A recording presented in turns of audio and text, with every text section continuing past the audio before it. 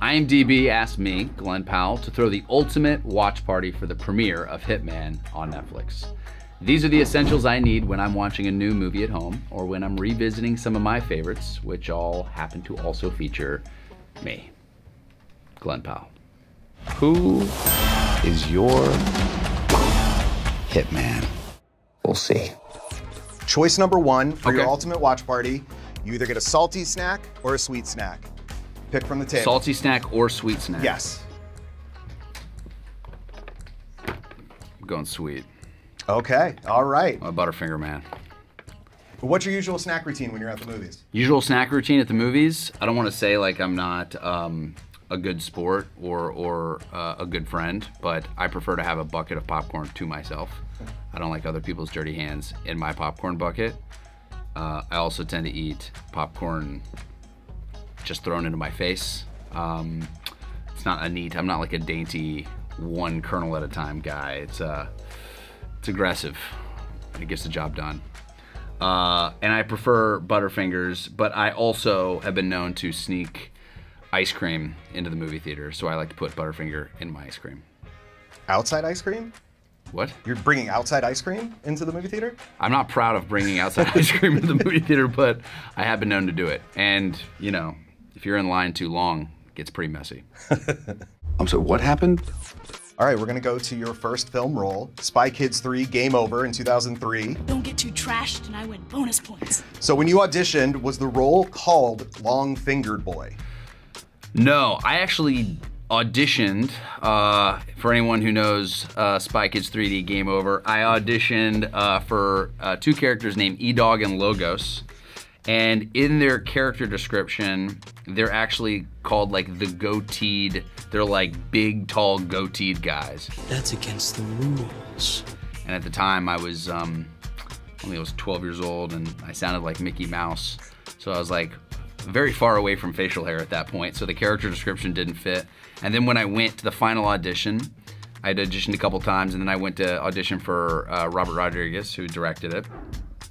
And it was the two guys with goatees and then me. And I was like, what am I doing here? And then I ended up auditioning and getting the ruler of the Arena of Misfortune, also called the Long-Fingered Boy. And that was a role that changed my life because it really kickstarted my love of movies. And I remember that day. I remember pulling onto the set with my mom and I stayed on set. You know, I'm shooting on green screen and like Spy Kids was the biggest movie in the world at the time. I mean, that franchise was massive, especially for someone my age, and I was so excited to be on that set and just felt starstruck by the whole process. But I remember just being so excited by just every department, like getting to be talking to the camera operators on what they were shooting and why they were shooting on this very particular shade of green and why the lighting setups were certain ways and how the stunt riggers did what they did. And I just remember that day was a day that like changed my life forever because it really, I'd always loved movies and you know that was sort of our love language in our family, but that was the first time I fell in love with the process of making movies. And part of the process, though, your name ended up Long-Fingered Boy. Where did that come in? Well, the Long-Fingered Boy is because my character in the movie does this thing where I say, congratulations and keep the suit. And I go 3 dimensions into the audience and I eject the audience essentially out of the Arena of Misfortune. I feel like I should name like my man cave the Arena of Misfortune or something like that. That's I haven't thought about the Arena of Misfortune in a long time, but I kind of like that. Being the ruler of the Arena of Misfortune, or at least get it on a license plate or something, you know. We'll figure that out. Or Long-Fingered Boy's dick. Long-Fingered Boy doesn't belong on a license plate. I don't know what that's a weird thing. That doesn't belong anywhere. This is the Arena of Misfortune. If you want to get to level 2, you're gonna have to battle a mech. All right, watch party choice number 2. Do you want a hot or cold beverage? It's either the Nicolas Cage mug or the Big Dumb Cup.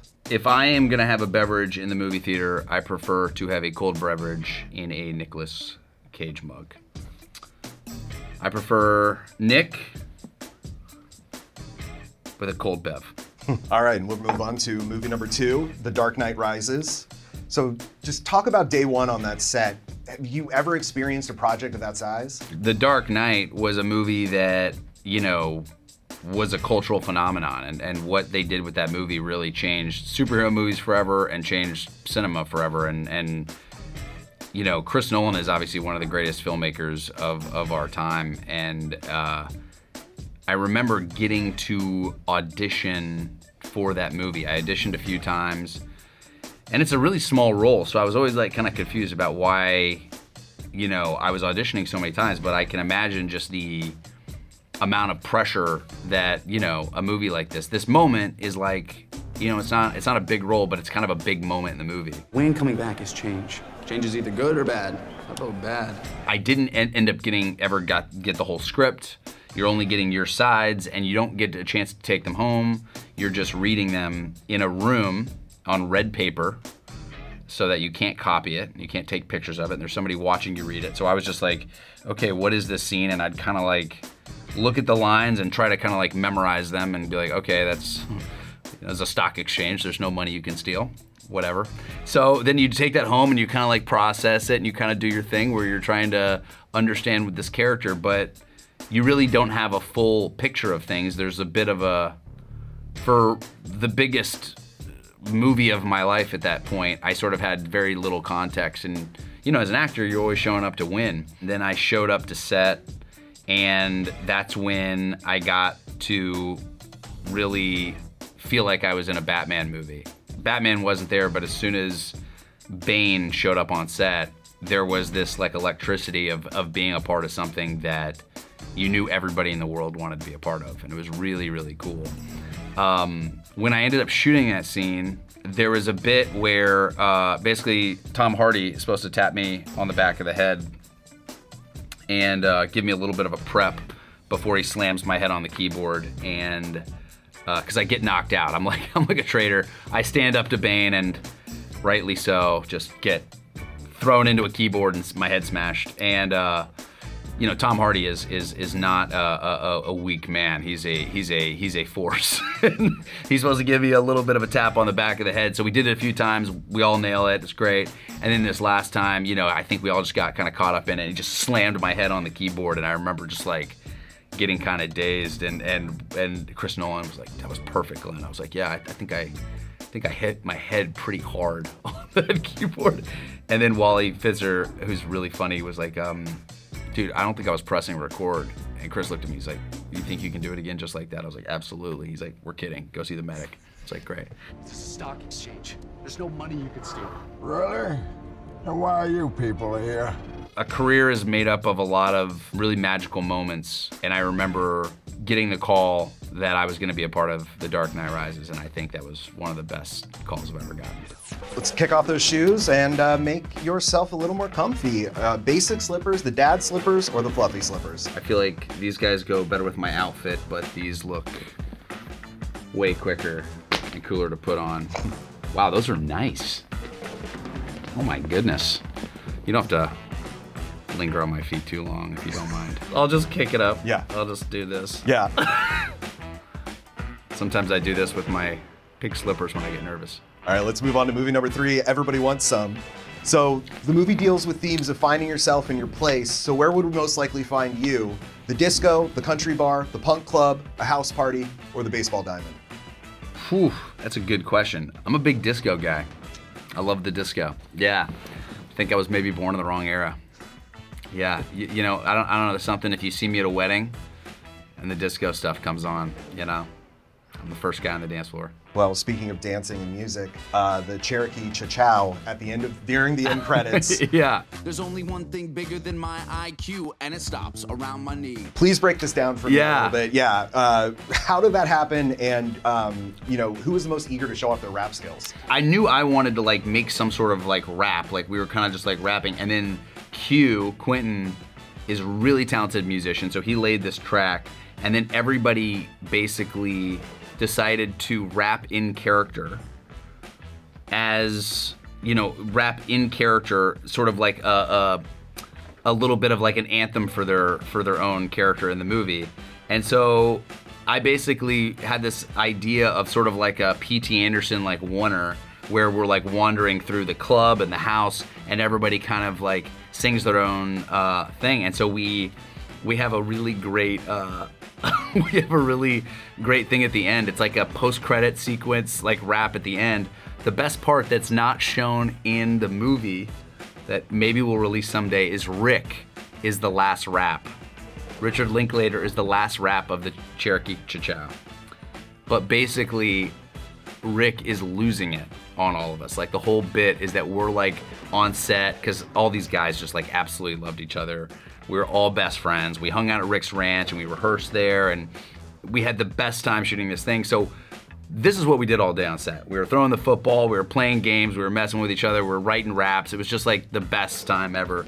And Rick at the end of this rap is in a Richard Linklater character that's supposedly an abusive director, which is the opposite of what Rick is losing it on all of us. And he says like, you know, if you guys spent as much time on this rap as you did our movie, we wouldn't be making such a piece of and just like lost it and kicked over a chair or whatever. And Rick was like, I don't think, no one knows if Rick's like a nice guy or a terror. He's like, I don't know if people are gonna be completely confused by this, but I assure you, Richard Linklater is the nicest man on the planet, but we should get that footage. It's really good. I can't believe that. He's a great actor. Have you seen Slackers? Oh, like yeah. Rick is in the cab. He's in this amazing runner. You know, Slackers obviously this one long continuous amazing runner, but Rick is a great actor. You know, and he killed it. Yeah. As a terror of a filmmaker. It's great. Y'all want to know the truth? Always. It'll set you free. All right, so this is your last choice for the ultimate home watch party. Is it pillows or blanket? I'm gonna go blanket because theaters are cold and this is a vibe. This guy needs an ego check. All right, we're gonna jump to a little known movie, Top Gun Maverick. Yeah. So yeah, we discussed with the cast the buckets of fake sweat that had to be used for the beach football sequence. Yeah. Did anybody ever look into if that set a record? Tom's favorite phrase on the movie was, "We need more sweat, right?" But sweat dries up out there. So the problem is you have to cover your face in lip gloss. So every flight you see in Top Gun, our faces are not covered in sweat. They're covered in lip gloss because the sweat dries up too fast. So it's an extra gross way to fly an airplane. You leave, you know, nauseous and hot and sticky and covered in lip gloss. So that's Top Gun. Which one of y'all has what it takes to follow me? All right, we're gonna jump to Anyone But You. Your character, Ben, in the film uses Unwritten by Natasha Bedingfield to find serenity in tough situations. What's Glen's serenity song? I think my serenity song is Enrique Iglesias's I Could Be Your Hero, Baby. We get a little? No. Your watch party? Yeah. Save it for the watch party. Yeah. You know, that's Glen's karaoke party, you know, whenever we do that. Well, why is that one center you? That song in particular? You know, I feel like that is a song that when my family loved road trips as a kid. You know, we'd actually travel around the country. We rarely took flights. We'd always everybody hopped in the van and we'd always take these long trips. And I feel like we have some really seminal CDs that we'd listen to as a family. Enrique Iglesias was one of them. Shania Twain, the Backstreet Boys, Tim McGraw. You know, there's a few albums I know every single word to. Beautiful. So we asked Sydney this as well, and she was surprised to say the least. According to the IMDb Parents Guide, how many uses of the F word are in Anyone But You? How many uses of the F word? Oh, the F word, yeah. She was surprised? Yes. We say the F word 32 times. Yes. 30? Higher. 50? 37. 37? Yeah. Yeah, that's across everyone as well. What, she was surprised by high? Yes. I Does it feel right? That feels right. Yeah. She got like 14. What? She got like 14? Yeah. It's a racy movie. I think that's the other thing that I'm really proud of with that movie, and Sydney and I talked about it early on, which is everybody's always aware of like the ratings of things and like what you're gonna make it. Are you gonna make it R or PG-13, and being really aware of that? And she's like, let's just make it real. Let's just make it genuine, how people talk, and especially of this generation. I think that's why the movie like really resonates with people, is it, we're not, you know, we weren't trying to cater to somebody else's vision for something. We just made the movie we wanted to make. You still live at 28 Boy Lane? You do remember. See, it did mean something to you. All right, we're getting into the main event. Hitman. Talk to us about believably portraying a dork.